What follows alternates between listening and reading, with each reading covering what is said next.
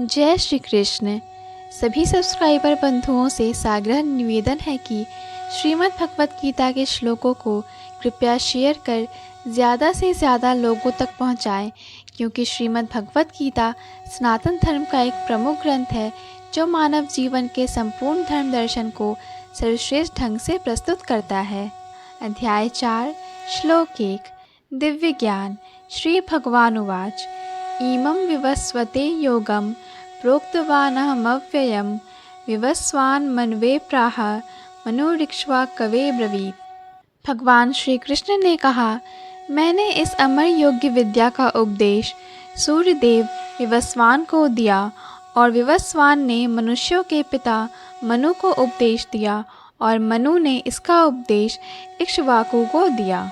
अर्थात यहाँ पर हमें भगवत गीता का इतिहास प्राप्त होता है। यह अत्यंत प्राचीन बताया गया है, जब इसे सूर्यलोक इत्यादि संपूर्ण लोकों के राजा को प्रदान किया गया था। समस्त लोकों के राजा विशेष रूप से निवासियों की रक्षा के निमित्त होते हैं, अतः राजन्य वर्ग को भगवत गीता की विद्या को समझना चाहिए, जिससे वे नागरिकों पर शासन कर सकें और उन्हें काम रूपी भव बंधन से बचा सकें। मानव जीवन का उद्देश्य भगवान के साथ अपने शाश्वत संबंध के आध्यात्मिक ज्ञान का विकास है और सारे राज्यों तथा समस्त लोगों के शासनाध्यक्षों को चाहिए कि शिक्षा, संस्कृति तथा भक्ति द्वारा नागरिकों को यह पाठ पढ़ाएं। दूसरे शब्दों में, सारे राज्य के शासनाध्यक्ष कृष्ण भावनामृत विद्या का प्रचार करने के लिए होते हैं, जिससे जनता इस महाविद्या का लाभ उठा सके और मनुष्य जीवन के अवसर का लाभ उठाते हुए सफल मार्ग का अनुसरण कर सके। इस मनवंतरण में सूर्यदेव विवस्वान कहलाता है, यानी सूर्य का राजा, जो सौर मंडल के अंतर्गत समस्त ग्रहों का उद्गम है। ब्रह्म संहिता में कहा गया है, यच्चक्षुरे सविता सकल ग्रहाणाम राजा समस्त सूर्यमूर्ति शेष तेजा यस्याज्ञाया भ्रमति संभृत काल चक्रो गोविंदमादि पुरुषम तमहम भजामि। ब्रह्मा जी ने कहा, मैं उन श्री भगवान गोविंद की पूजा करता हूँ जो आदि पुरुष हैं और जिनके आदेश से समस्त लोकों का राजा सूर्य प्रभु शक्ति तथा ऊष्मा धारण करता है। यह सूर्य भगवान के नेत्र तुल्य है और उनकी आज्ञानुसार अपनी कक्षा को तय करता है। सूर्य सभी लोगों का राजा है और सूर्यदेव विवस्वान सूर्य ग्रह पर शासन करता है, जो ऊष्मा तथा प्रकाश प्रदान करके अन्य समस्त लोगों को अपने नियंत्रण में रखता है। सूर्य कृष्ण के आदेश पर घूमता है और भगवान कृष्ण ने विवस्वान को भगवत गीता की विद्या समझाने के लिए अपना पहला शिष्य चुना। अतः गीता किसी मामूली सांसारिक विद्यार्थी के लिए कोई काल्पनिक भाष्य नहीं, अपितु ज्ञान का मानक ग्रंथ है जो अनंत काल से चला आ रहा है। महाभारत में हमें गीता का इतिहास इस रूप में प्राप्त होता है। त्रेता युगादौ च ततो विवस्वान् मनवे ददौ मनुष्या लोक भृत्यर्थम सुता येक्ष्वा कवे ददौ इक्ष्वाकुना च कथितो वाप्य लोकान वस्थिता।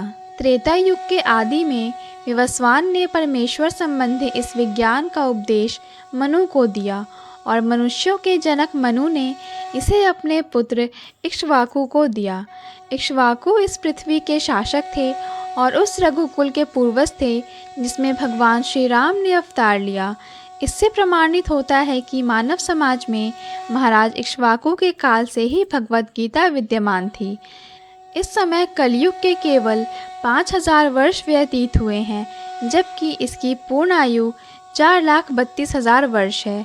इसके पूर्व द्वापर युग 7 लाख वर्ष तथा इसके भी पूर्व त्रेता युग 12 लाख वर्ष था।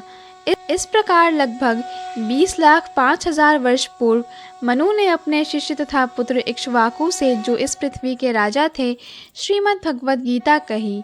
वर्तमान मनु की आयु लगभग 30 करोड़ 53 लाख वर्ष अनुमानित की जाती है, जिसमें से 12 करोड़ 4 लाख वर्ष बीत चुके हैं।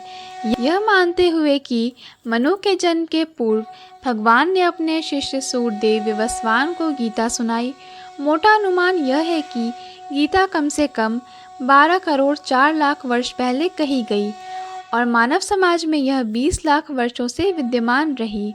इसे भगवान ने लगभग 5000 वर्ष पूर्व अर्जुन से पुनः कहा। गीता के अनुसार ही तथा इसके वक्ता भगवान कृष्ण के कथन के अनुसार यह गीता के इतिहास का मोटा अनुमान है।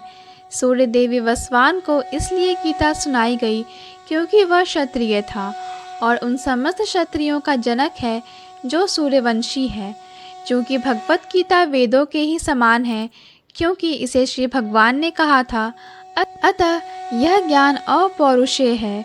चूँकि वैदिक आदेशों को यथारूप में बिना किसी मानवीय विवेचना के स्वीकार किया जाता है, फलतः गीता को भी किसी सांसारिक विवेचना के बिना स्वीकार किया जाना चाहिए।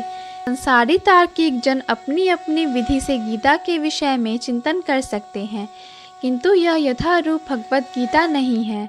अतः भगवत गीता को गुरु परंपरा से यथारूप में ग्रहण करना चाहिए।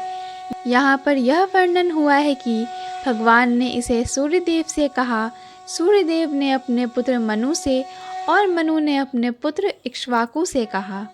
जय श्री कृष्ण। पूर्ण भगवत गीता के श्लोकों को सुनने और समझने के लिए कृपया हमारे चैनल को सब्सक्राइब करें। वीडियो पसंद आया हो तो लाइक और शेयर करें।